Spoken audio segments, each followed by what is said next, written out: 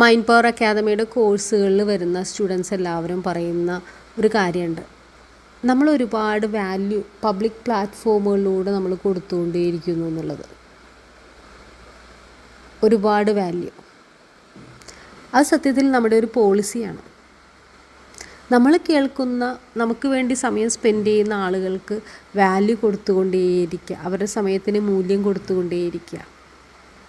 നമ്മളൊരു ലക്ഷ്യത്തിന് വേണ്ടി പ്രയത്നിക്കുമ്പോൾ ഒരുപാട് വലിയ ആക്ഷൻസ് എടുത്തിട്ട് നമ്മൾ തളർന്നിരിക്കണം എന്നുള്ളതല്ല.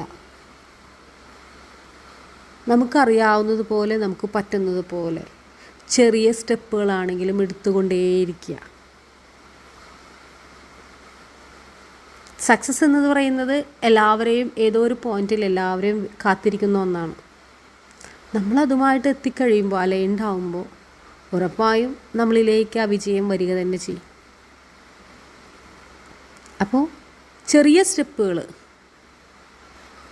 അതെടുത്തുകൊണ്ടേയിരിക്കുക. നമ്മുടെ നഖം വളരുന്നതും മുടി വളരുന്നതും നമ്മൾ അറിയാറേയില്ല അല്ലേ. നഖം വെട്ടിക്കഴിഞ്ഞ് അടുത്ത പ്രാവശ്യം വെട്ടാറാവുമ്പോഴാണ് നമ്മൾ ശ്രദ്ധിക്കണേ, നഖം വളർന്നു, വെട്ടണം എന്നുള്ളത്. അതുപോലെ തന്നെയാണ് നമ്മൾ വളർന്നുകൊണ്ടേയിരിക്കുകയാണ്.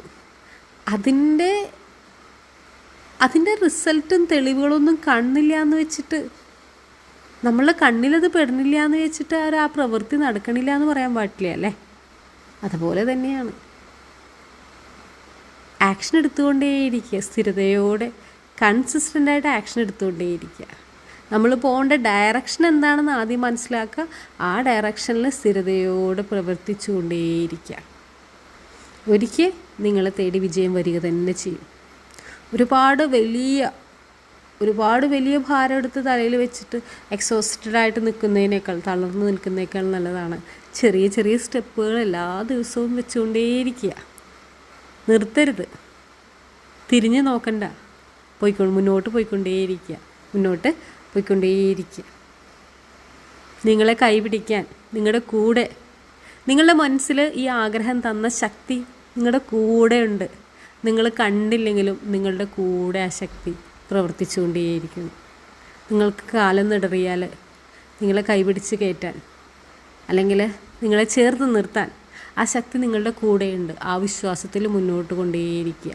നമുക്ക് അനുകൂലമായ വ്യക്തികളും സാഹചര്യങ്ങളും എല്ലാം നമ്മളിലേക്ക് വന്നുകൊണ്ടേയിരിക്കും. അപ്പോൾ keep going.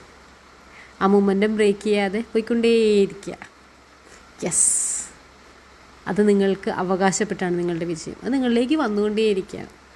Keep going. Smitha മോഹനാണ്, your wealth mentor and healer.